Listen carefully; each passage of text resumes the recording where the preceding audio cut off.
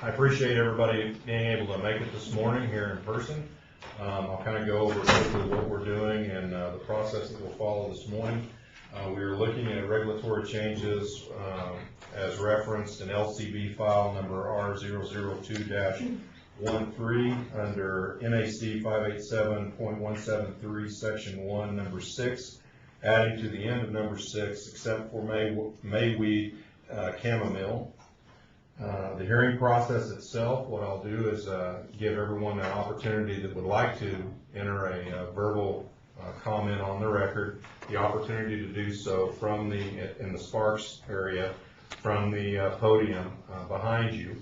I would ask that you not be repetitive if someone has stated the basic reasons why you're opposing or in favor of, reference that. Just for the benefit of everybody's time, because it will be on the record, and I obviously will take it into consideration as I make the decision. If you have submitted letters previous to this, please reference it, just so that we understand that you're here also in person and you have submitted letters, so that gives me some kind of frame of reference. At the same rate, we will identify that we have numerous letters that we have received, both in opposition and in favor of the regulatory change, and those are going to be attached to the record. Currently at this meeting, we will not read them though, but they are attached to the record. Additionally, I would like to start in our outer offices in Elko and Las Vegas and give folks there an opportunity to make comment, and then we'll come and finish here in Sparks, but it doesn't look like we're going to have much participation in those outer offices, so that may be very quick. The hearing process, we've already gone through worked with folks on trying to get to a reasonable position on it through the workshop process. The hearing process is an opportunity for you to enter on the record, since this is a reg that is under the decision of the director, for me to then review and to take into consideration in making my regulatory decision. It's not an opportunity where we'll be interacting with you or questioning or debating any issue. It's just an opportunity for you to go and be on the record with your stance relative to this specific issue. With that, because it's Department of Ag and we're pretty easy going, do you have any questions? Cool. You good? Okay, so let's start with Elko. Do we have anyone in the Elko office? Just looking rather bare. It's probably too cold for folks to get there. Las Vegas. Do we have any folks in Las Vegas? No one in Las Vegas. So with that, we'll open the hearing for comment here in the Sparks office. And what I'd like to do is start at this end, and we'll work our way around the table. And if you're not planning on giving comment and you're just here, that's okay. I don't want to put you on the spot. But that way we can make sure that we get everybody cornered. And then when we get to the end of this line, we'll come to you guys, okay? So if you'd like to start, sir, if you're interested in making comment. Mr. President, yes, sir.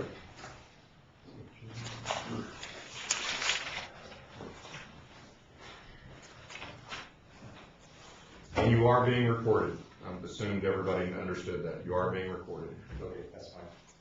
My name is David Mossman. I'm a grower of native and reclamation species in the Nez Perce area of Idaho. For you not familiar with that, it would be close to where Oregon, Washington, and Idaho borders converge. It's a farm, a dryland farm, a rain-fed farm, so we don't rely on irrigation. Mayweed chamomile is one of our common weeds. We work at keeping all the weeds out of the different species that we raise, and those would include Stanford bluegrass, Idaho fescue, yarrow, basin wild rye, blue bunch wheatgrass, and several others. And so the reason this regulation would affect me is in already a risky business of growing these species, it adds another layer yet of risk involved. And as we do that, we have to assess if the crop is even worth growing anymore. And given that,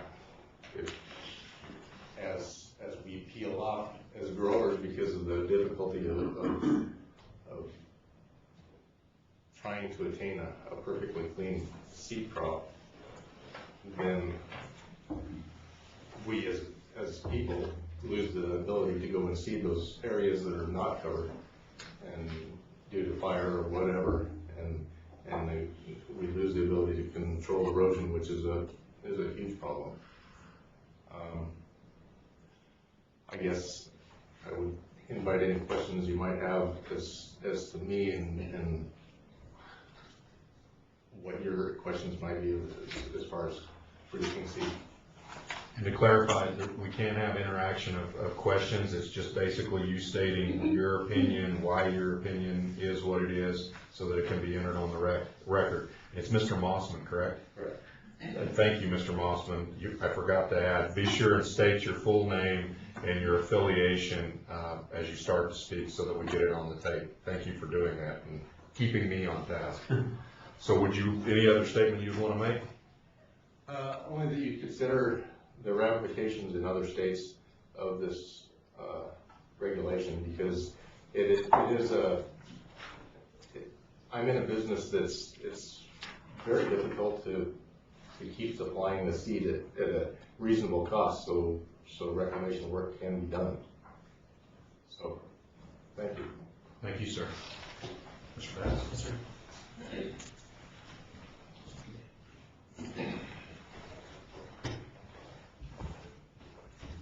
Good morning, Director Barbie and staff of the Nevada Department of Agriculture. My name is Roger Batt, and I'm the Executive Director of the Pacific Seed Association.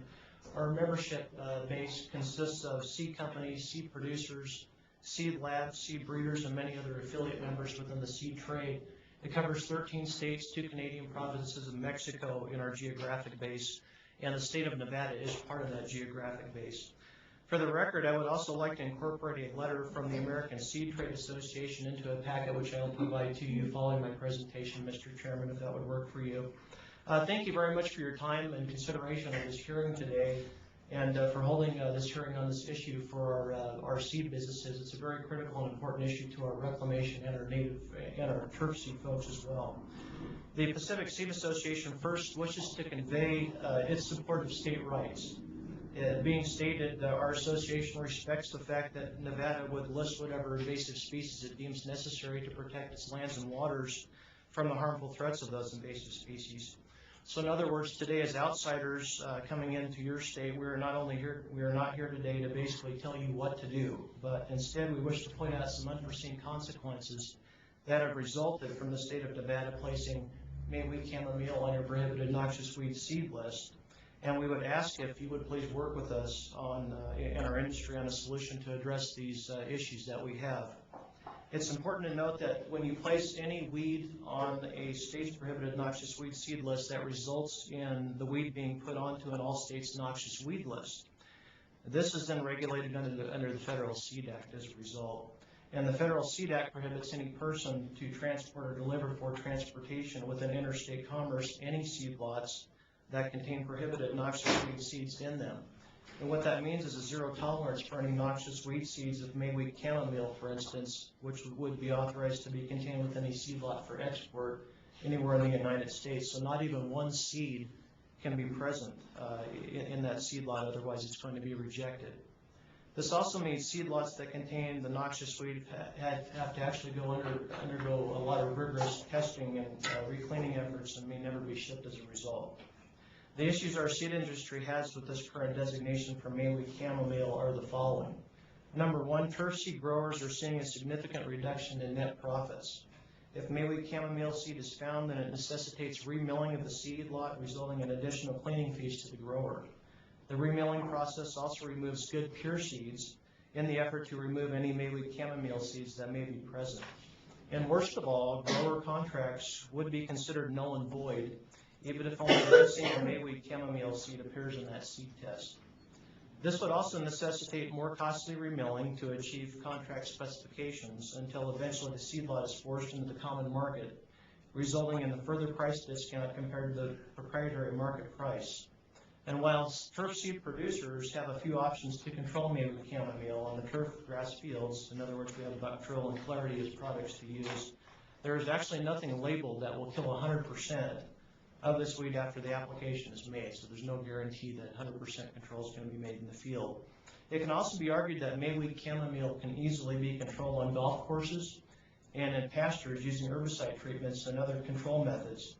And I refer to page 3 of your University of Nevada's co-op extension paper on mayweed chamomile itself, and basically what it says on page 3, and I'll put this into the packet, Mr. Chairman, as well, is mayweed chamomile is not an exceptionally strong competitor, so to maintain a vigorous pasture with proper irrigation, fertilizer application, and harvesting, and avoid overgrazing and excessive cultivation are the recommendations on that. It's also important to note that turf seed producers continue to struggle with high input farming costs, just like other farming operations do across the United States, and lower yields due to Clean Air Act regulations and lawsuits from environmental groups on field burning issues, which we've had in the state of Idaho and in the Northwest. Turf seed companies are being impacted through the delay or stop in seed shipments to other states due to the rigorous testing requirements previously mentioned. Many of our turf seed companies are estimating these shipment delays and stops to cost millions of dollars. And reclamation seed growers are prohibited from selling seed to the Bureau of Land Management throughout the West because the BLM only purchased seed that clears a zero-tolerance Western States noxious weed test. As a result of this, species that are grown and needed for critical restoration are prohibited from being sold into the market. Reclamation seed companies are also seeing fiscal impacts due to the restrictions of being able to ship hundreds of thousands of reclamation seeds if only one mayweed chamomile seed is present and found in that seed lot. The financial impacts to our reclamation seed companies are also estimated in the millions of dollars. In a letter from an internationally renowned weed scientist, Joe DiTomaso from UC Davis, Joe makes the case against mayweed being a serious threat for reclamation seeds. He writes, and I quote, and this will also be in the packet, Mr. Chairman, "From my experience, mayweed chamomile is primarily a weed of disturbed agricultural sites or areas, such as pastures, with adequate rainfall or irrigation programs. By adequate rainfall, I would say greater than 18 inches of rain per year." He says, "I have rarely, if ever, seen the species in desert or arid areas, such as those that exist throughout much of Nevada, where precipitation is typically below 10 inches a year. While I would expect that it could survive in irrigated agricultural areas or urban areas, I would not consider it to be a significant threat in most, if not all, natural areas of Nevada." Again, this letter is also placed in the packet for today's record. Mr. Chairman and staff of the department, for the reasons listed above, the Pacific Seed Association asks for the Nevada Department of Agriculture to consider the following to help our turf and reclamation seed industries.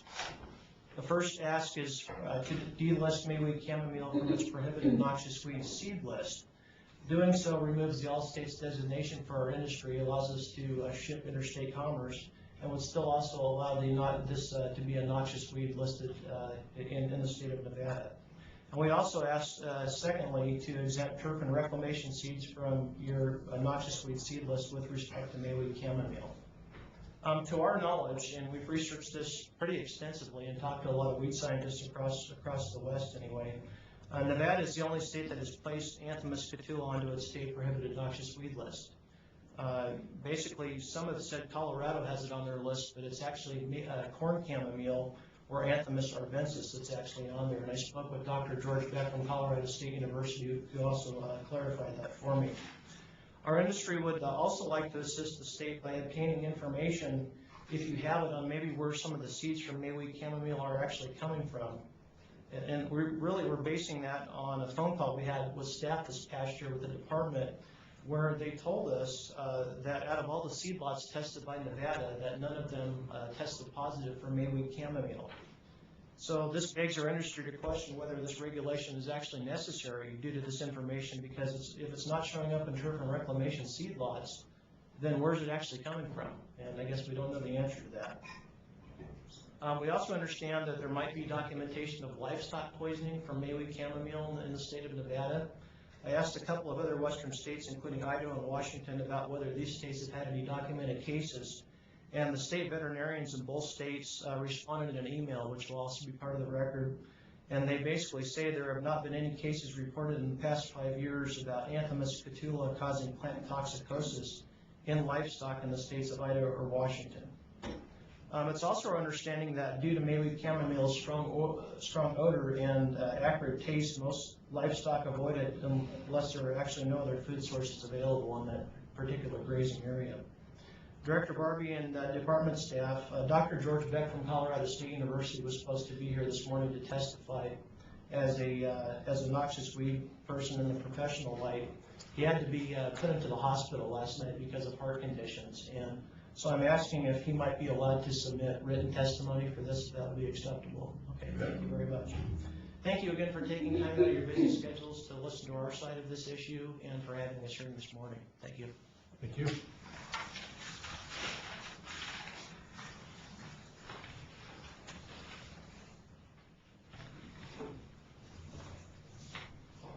Good morning. My name is Terry Peters. I'm the CEO of Seeds Incorporated, with facilities in Setters, Idaho, Nez Perce, Idaho, and Teco, Washington. I'm the past president of the Western Seed Association, past president of the Pacific Seed Association. I have over 40 years of experience in turfgrass sales and this business. For over 40 years, Bluegrass Seed Production, Seeds Incorporated, Teco, Washington, has contracted with local growers, overseeing their production of their crops. Originally, we were designated as seed cleaners, removing impurities such as stems, plant parts, unwanted seeds, other crops, and weed seeds. But because it's impossible to have contaminant-free seed and to clean everything out of a lot, you will never see a test that says 100% pure, uncontaminated seed. Therefore, years ago, they changed the designation from seed cleaners to seed conditioning plants. As a seed conditioner, we are requesting the removal of mayweed chamomile from the Nevada noxious weed seed list. Recently, the Nevada Department of We're going to Agriculture. pause you 1 sec so we can figure out who's carousing in Elko or Las Vegas in the background. Sorry, I apologize.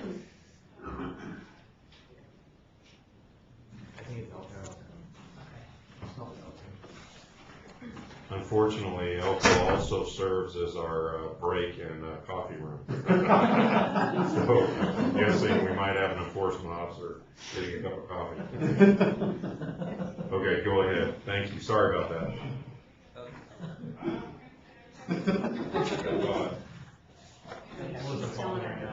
Okay, we're calling down there to have them mute that.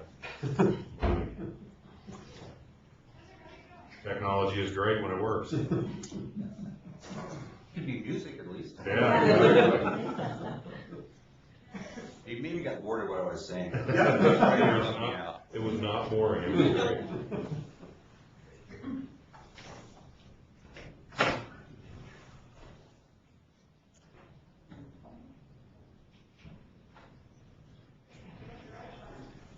Here's some Johnny with it.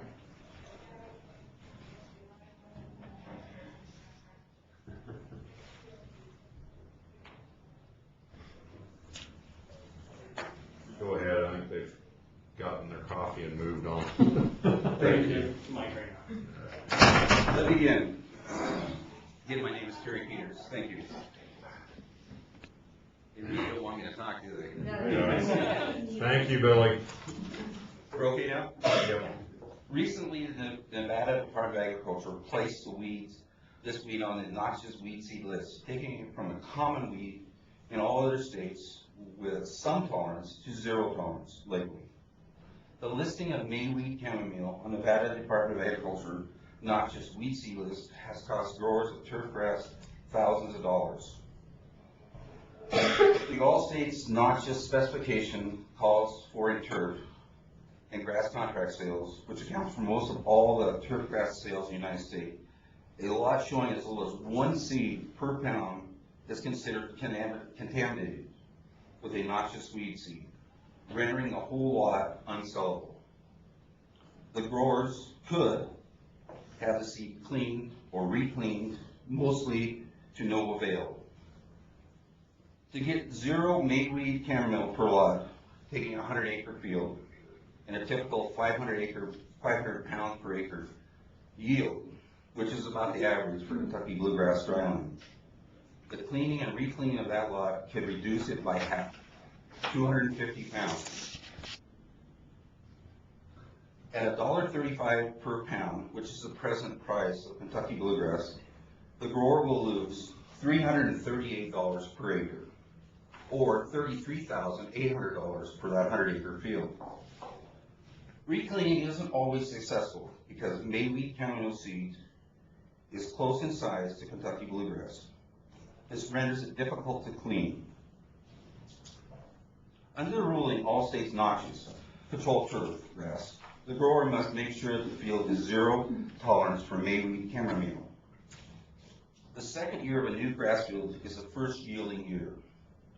Weed seeds left from spraying the first year have left skeleton weed seed heads, which are unfortunately picked up in the second year of harvest. Then before the harvest, when the fields have been sprayed, second and third flushes of new weed seeds will also spring up with chamomile. Extra rounds of spraying kill these late outcroppings to reach the 0 tolerance of mayweed chamomile. This requires more expenses to the growers and greater increased use of herbicides. Most weeds on state noxious weed lists are perennial and propagate both by seed and vegetatively. Mayweed chamomile is an annual weed that is propagated only by seed. As a common weed, it is easily controlled.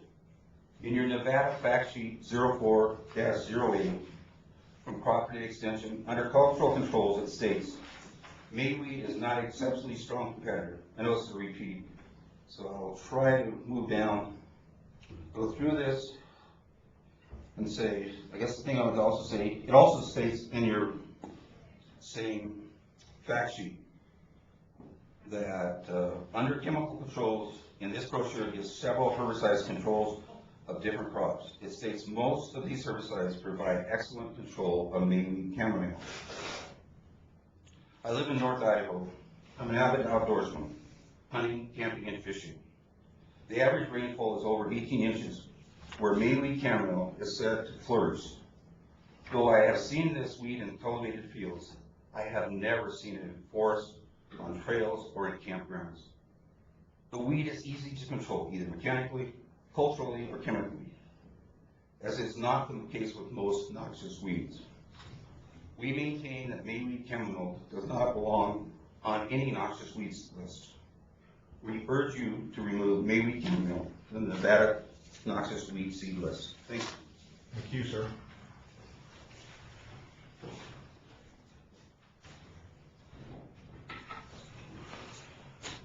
Hi, and thanks for the opportunity to visit with you today. My name is Mark Musto. I'm from Clearwater Seed in Spokane, Washington. I'm the co-owner and the manager of the company, and I'm here today representing about 15 of our growers. These are local farmers producing collectively more than 50 different species of native grasses and forbs. All of these being used for restoration, not only Nevada, but throughout the western United States. Our production is dryland production in eastern Washington, northern Idaho, and mostly in a rainfall area of about 18 to 22 inches, so we're in a non-irrigated dryland production. Since the listing of mayweed as a prohibited noxious in Nevada, as others have said, and I won't belabor this, we've been unable to sell our products to the Bureau of Land Management because of the western states noxious listing. And while others have mentioned a test, and I don't know if all of you have even seen a test, this is a typical state test. All of our seed has to be officially sampled and tested that lists the purity, the crop in the seed, the wheat in the seed, the inert matter, and the germ. And I'm looking here at Anatone Bluebonnet wheatgrasses, which is used in restoration all over the Great Basin area. A test that's nearly 97 pure, with a 91 tetrazolium, 88 TZ, no noxious, except one seed of dog kennel. That takes us out to market in the western United States, period, for important restoration, not just in Nevada, but all over the West. Mayweed cannot and does not persist in areas of rainfall of less than 18 inches per year, which applies to most of the Great Basin as we know it today. And mayweed being an annual seems to only be an issue in cultivated sites in higher rainfall areas of 18 inches or more.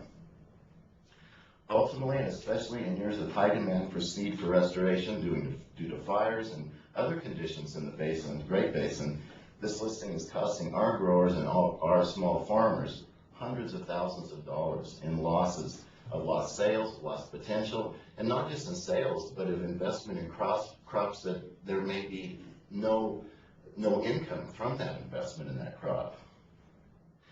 The production of native grasses and forbs is getting harder, not easier, with competition for acres from commodity crops increasing all the time, as well as the cost of growing and production.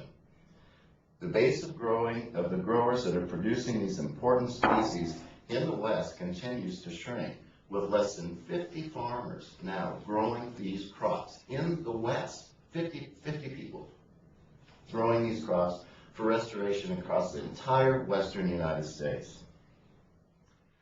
Everyone's goal is to provide high quality and appropriate seed, and we do that. But to keep going forward and doing a good job, we need common sense, practical boundaries to work within. As more obstacles are put in front of this small group, I fear that in a few years, there'll be hardly anyone left growing these crops to provide the seed needed for restoration that is so needed for the protection of our vast areas of rangeland and wilderness in the West. And with that said, I would just really hope that you would consider delisting mayweed chamomile from the prohibited noxious here. Thanks. Thank you, sir. Let's, you guys want to make a comment? John?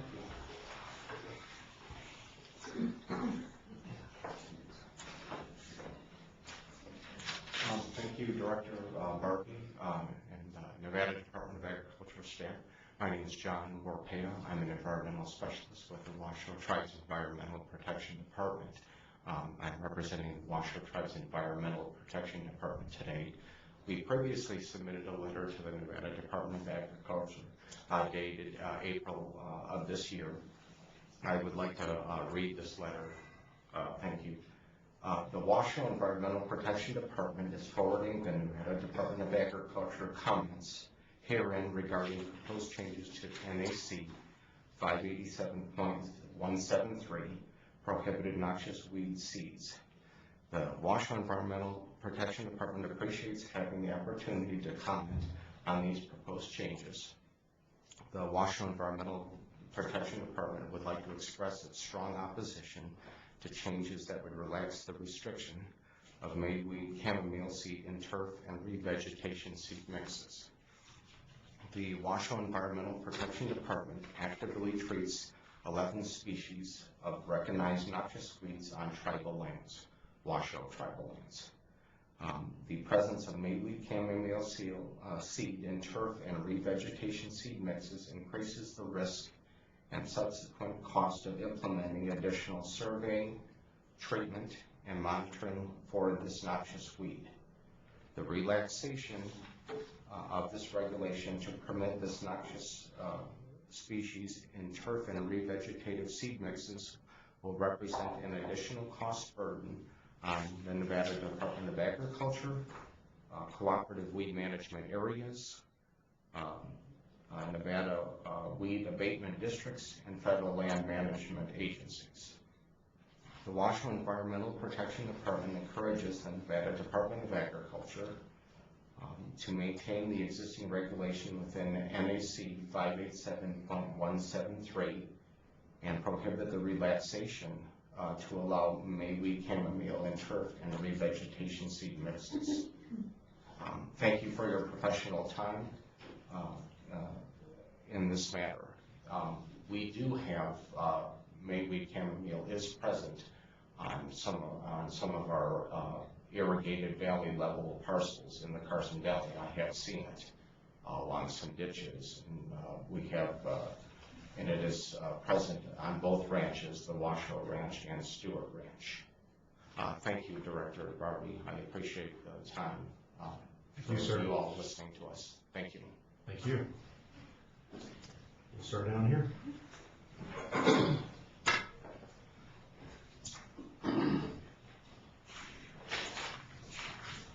Good morning. My name is Ann Bollinger. I'm the Natural Resource Specialist for the Carson City Parks and Recreation Department. I'm speaking for our department, but you will also see similarities with other communities throughout Nevada in my presentation. Carson City is located in a valley surrounded by federal land. If mayweed is introduced from seed mix on those lands, it's likely the weeds will be transported to our lands, whether by recreational users, wildlife, wind, or downslope movement. Additionally, Carson City is located in the middle section of the Carson River watershed. Seeds from the upper watershed could be transported downriver to Carson City and beyond. The City of Carson City manages parks and sports complexes, so we manage those turf areas. We manage natural areas and watersheds. Our lands consist of ephemeral and perennial streams, irrigated pastures, ditches, wetlands, and the Carson River. So within our jurisdiction, there is sufficient area for the establishment and growth of a plant which seems to have high water requirements. I'd like to provide an example of management challenges. In 2004, Carson City suffered a devastating waterfall fire at our wildland-urban interface. The fire burned 8,000 acres and included federal, state, and city lands.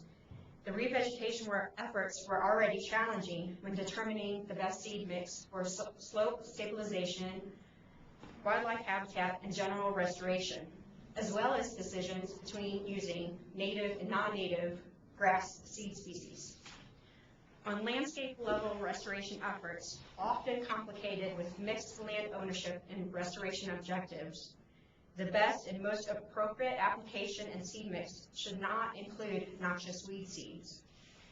Carson City has a good cooperating relationship with our federal and state agencies, and we would like to continue towards proper land stewardship with shared belief in land management decisions. As proposed, mayweed chamomile would remain on the state noxious weed list, thereby requiring Carson City and our residents to control any occurrences of the weed on our properties. Like many land management agencies and property owners, Carson City has limited budget and staff to spend on weed control efforts. And again, I'm reporting from the urban environment. The intentional introduction of a state-listed noxious weed is simply counterproductive to our land management objectives and our budget. In fact, our seed mix specifications exceed the state requirements and prohibit non-listed weed species. We request that the Department of Agriculture oppose changes to NAC. Thank you. Thank you. And I'll submit a letter for the record. Great, thank you very much. You can go ahead and just bring that on up if you got it. Yes, ma'am.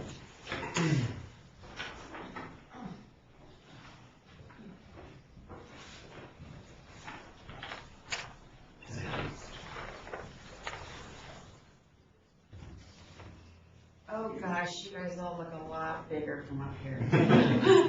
My name is Margie Evans. I work as the coordinator for the Carson City Weed Coalition. I work with Ann Bollinger and John Warpea, and my interest today is to talk about the longevity of a noxious weed seed.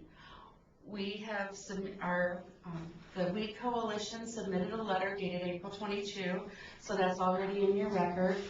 And I have done research since then to try and find out exactly what we're facing. We do a lot of restoration work because part of our weed control effort is designed to reduce the areas where weeds will continue to grow. So if mayweed chamomile isn't a strong competitor, that's okay. We're still talking about places that are disturbed and things don't act like normal. I have a note from, I had a note. Okay, here it is. I have a note from the Washoe State University Whitman County Extension. They have a Weed of the Month, and they focused in August of 2006 on Mayweed chamomile. In that paper, they talk about a plant producing 5,000 to 17,000 seeds.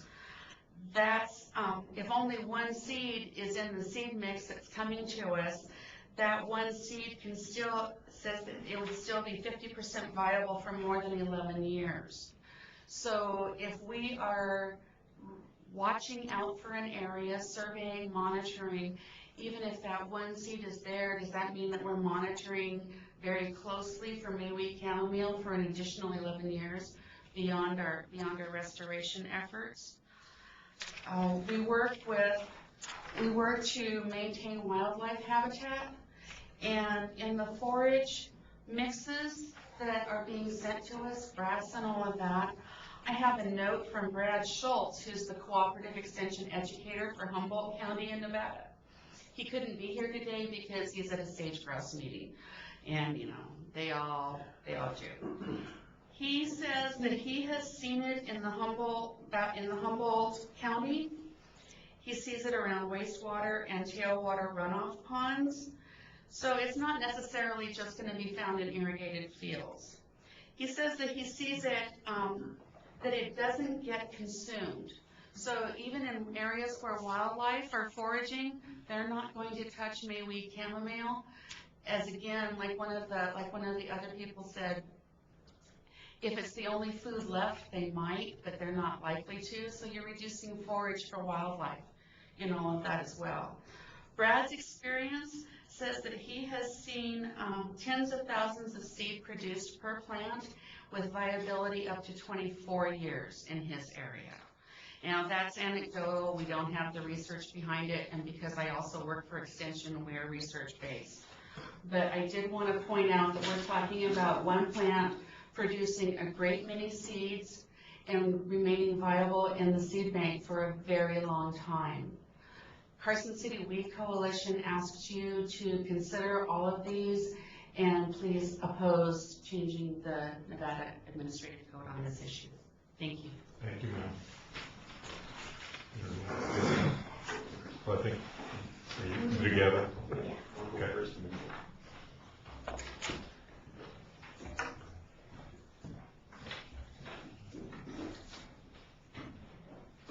Good morning. For the record, I'm Ed James. I'm the general manager for the Carson Water Sub-Conservancy District.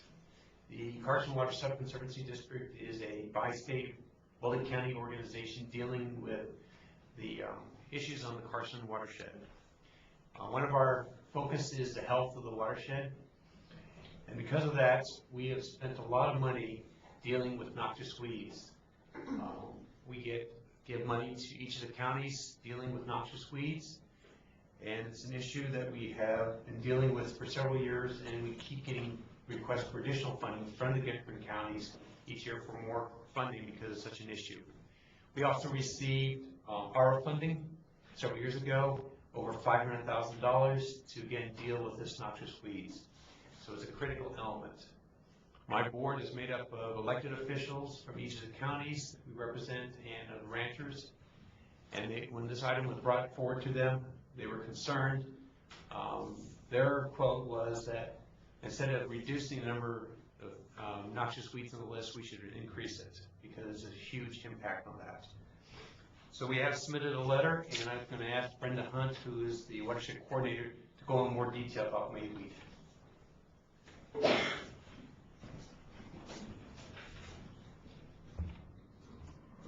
Hi, thanks. My name is Brenda Hunt. I'm the watershed coordinator with the Carson Water Sub-Conservancy. Ed kind of gave you a bit of a background on how we work with doing integrated watershed management.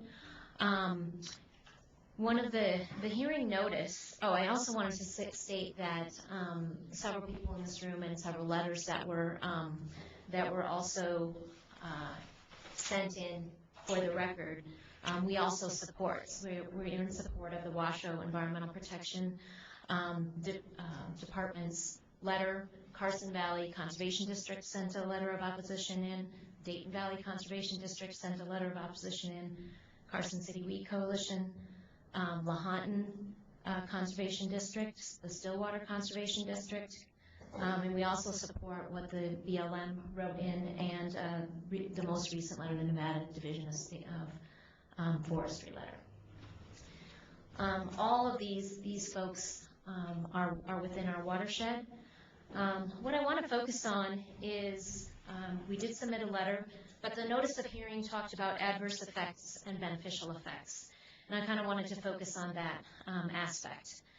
The letter suggests, or the notice suggested there were no current adverse economic effects on the public beyond if a landowner has to, if a seed did grow, a landowner would have to remove that noxious weed per the current statutes.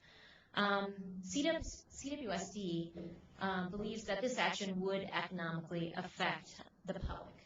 CWSD is supported by public tax dollars, local ad valorem taxes, and federal, states, and grants. The Nevada Division of Agriculture also provides grant funding to our cooperative weed management areas to manage weeds throughout Nevada.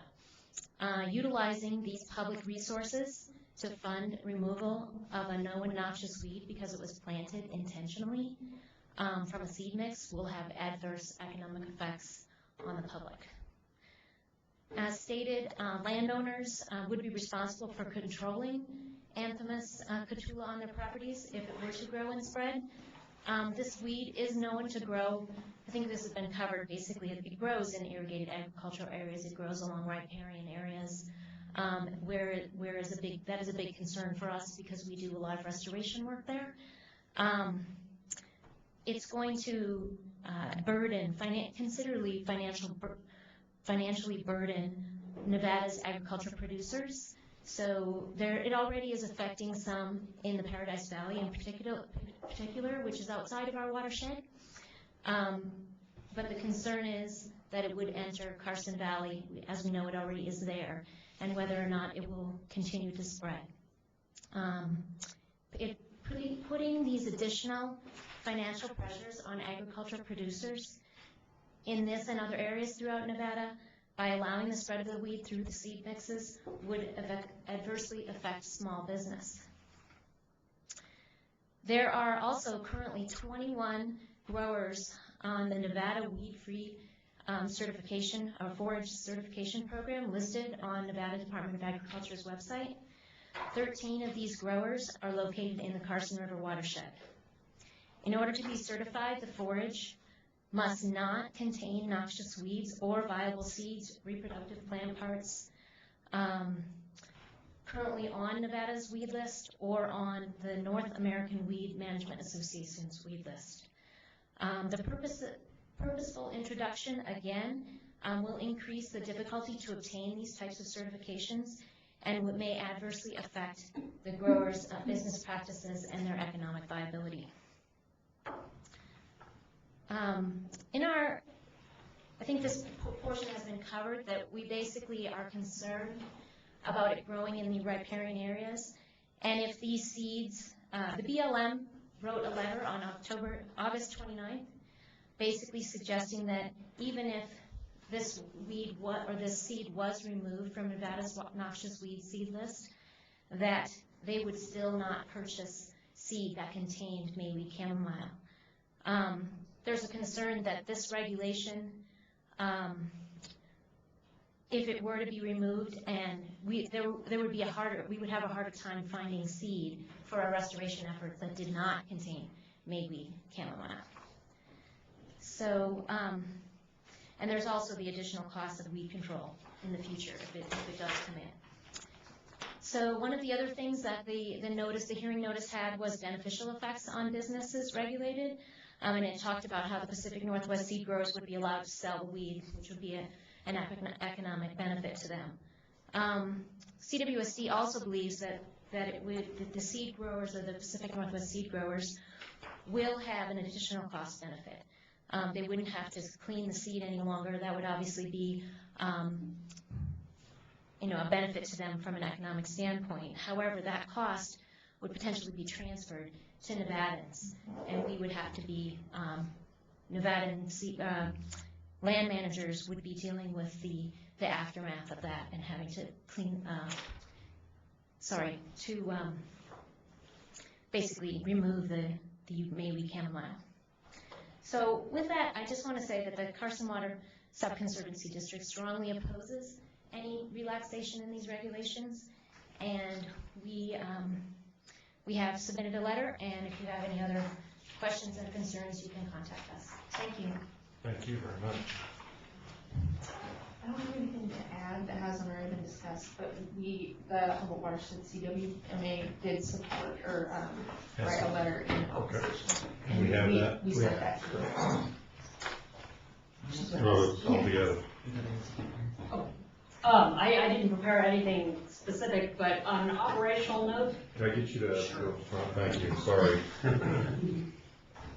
And state your name and affiliation. Sure.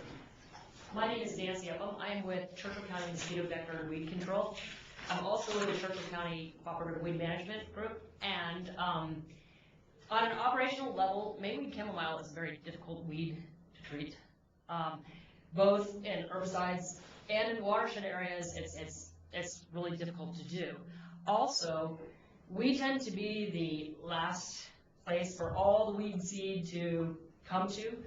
And yes, our district is a weed district, but we are minimally funded. And to be brutally honest, with it being that sparse, even, I mean, I understand the justification that it, very probably will not, take over. I understand that, but it's labor intensive, and for a small district, and even for a CWMA, it's very difficult for us to cover all the area. And I just think it would really burden any weed district to the point that it would be very, very difficult for us to actually control this weed. So the reality is, I understand the profit for the seed companies, but at the same time, it's going to be transferred to the weed districts, which we really don't have an awful lot of funding for a very labor-intensive weed to treat. So I just wanted to put that out and say, I understand the big picture, but the argument that there's not enough, precipitation, well, we've got irrigated pastures, and I've seen weeds that shouldn't be here, they're here because we've got irrigated pastures. So unfortunately, I support the proposal, or I support it to stay as is. I would not like to see the relaxation of the weed list because I don't see it being something that we can control easily, and I think it would burden most of the weed districts to the point of, very damaging for us. So, thank you very much. The matter works through the middle of it. Okay. Is there anyone else in the room that would like to make comment at this time? Is there anyone that's shown up in Elko? I'm guessing not. Anyone in Las Vegas? You gotta love bureaucracy, you gotta go through the motion. Okay, with that, then what I'll do is review the letters in a whole that have been submitted, not only previously but today, and then the comments that have been made and the notes that I've made on those, and I will put forth a decision no later than noon, the 20th, December 20th, so it's about a week and a half from now, and we'll do that via our public information officer, and so you'll see that come through on our website through our press releases as well. Okay, I thank everybody for your passionate opinions, and I will try to make the best decision I can for all included. Thank you very much. Thank you.